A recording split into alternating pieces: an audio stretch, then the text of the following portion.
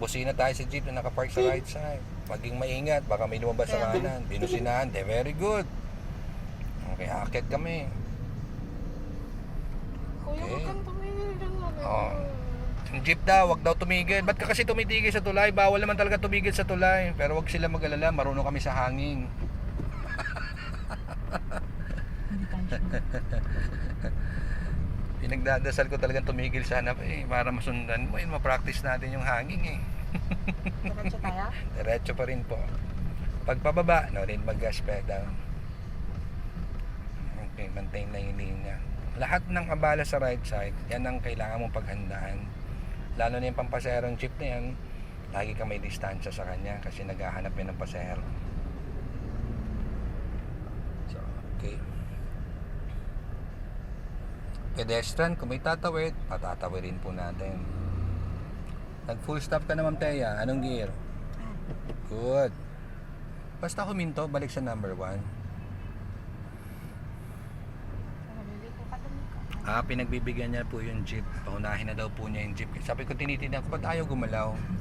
Nakakita pala ng sasakyan sa right side. Pero si jeep ayaw pang gumalaw eh.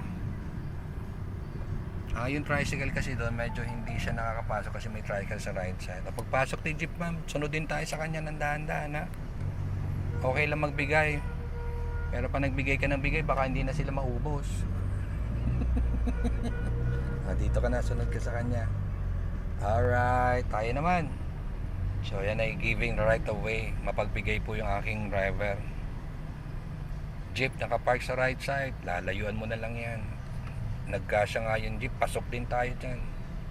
Tingnan mo na yung right natin ha. Huwag matakot sa left. Yung right ang medyo bantayan natin. Alright. Pwede na umarangkada. Para kay segunda. Takbong 20 ulit.